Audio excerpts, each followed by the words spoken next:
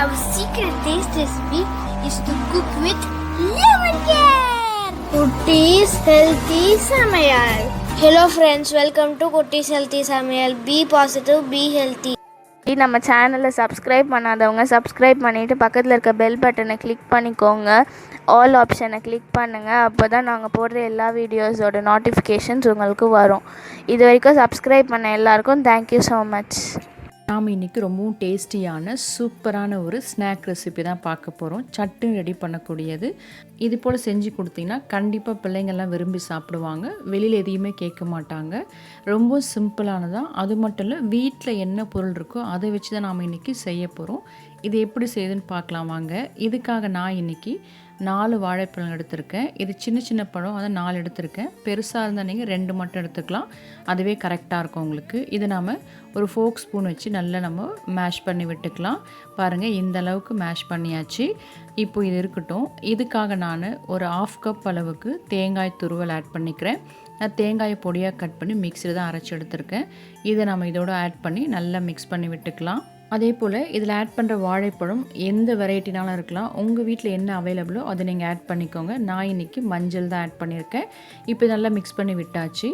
இது கூட நான் 1 கப் அளவுக்கு கோதுமை மாவு எடுத்திருக்கேன். அதை ஆட் பண்ணிக்கலாம்.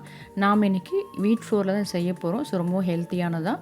இது கூட ஒரு 1/4 ஸ்பூன் அளவுக்கு பேக்கிங் சோடா ஆட் பண்ணிக்கிறேன். அது கூடவே 1/4 ஸ்பூன் அளவுக்கு உப்பு ஆட் பண்ணிக்கிறேன். பேக்கிங் சோடா வேண்டான்னா நீங்கள் ஸ்கிப் பண்ணிக்கலாம். கொஞ்சம் நமக்கு சாஃப்டாக இருக்கும், அதுக்காக தான்.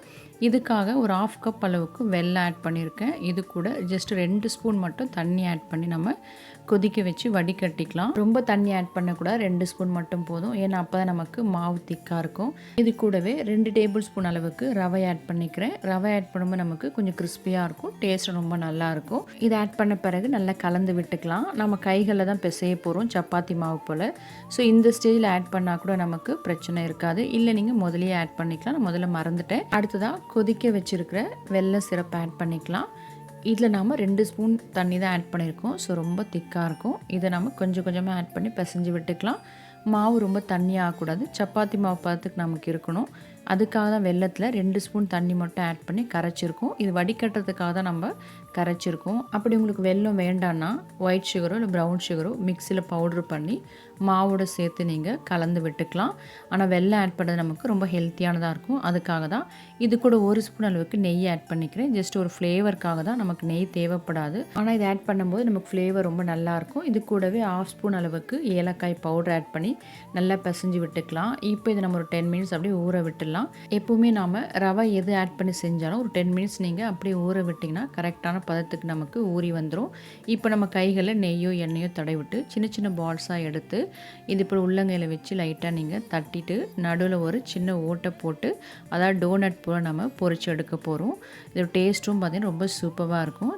நீங்கள் விரும்பின ஷேப்பில் எப்படினாலும் செஞ்சுக்கலாம். பட் சின்ன பிள்ளைங்களுக்கு டோனட் போல் கொஞ்சம் அட்ராக்டிவாக இருக்கணுன்றதுக்காக தான் இப்படி நாம் செய்கிறோம். இதை அப்படி நாம் எண்ணெயில் பொரிச்சு எடுத்துக்கலாம்.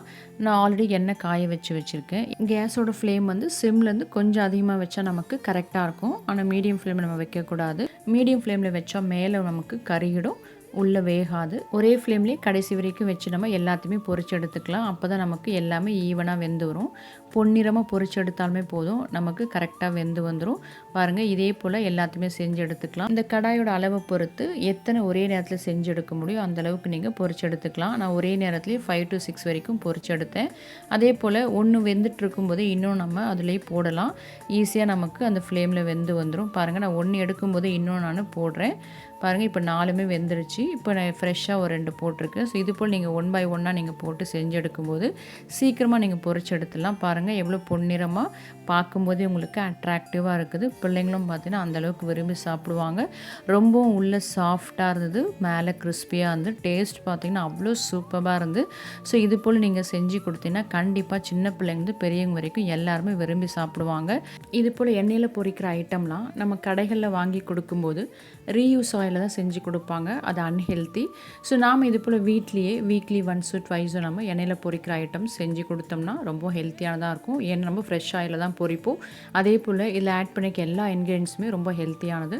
இப்போ இதை சர்வ் பண்ணிக்கலாம். பாருங்கள், கட் பண்ணும்போதே உள்ளே எவ்வளோ சாஃப்டாக இருக்குது, பார்க்குறதுக்கும் அட்ராக்டிவாக இருக்குது. அந்தளவுக்கு டேஸ்ட்டும் சூப்பராக இருந்தது. ஸோ நீங்களும் இது போல் செஞ்சு பாருங்கள். செஞ்சு பார்த்துட்டு உங்கள் டேஸ்ட்டு உங்கள் எக்ஸ்பீரியன்ஸ் எங்களுக்கு கமெண்ட் பண்ணுங்கள். மறக்காமல் லைக் பண்ணுங்கள், ஃப்ரெண்ட்ஸ் அண்ட் ஃபேமிலிக்கு ஷேர் பண்ணுங்கள். இது போல் ஹெல்த்தியான ரெசிபிஸ் உங்களை ரீச் ஆக நம்ம சேனலை சப்ஸ்கிரைப் பண்ணிக்கோங்க. தொடர்ந்து சப்போர்ட் பண்ணுங்கள். தேங்க்யூ. Yummy tasty. நீங்களும் ட்ரை பண்ணுங்கள், என்ஜாய் பண்ணுங்கள், ஹெல்த்தியாக இருங்க.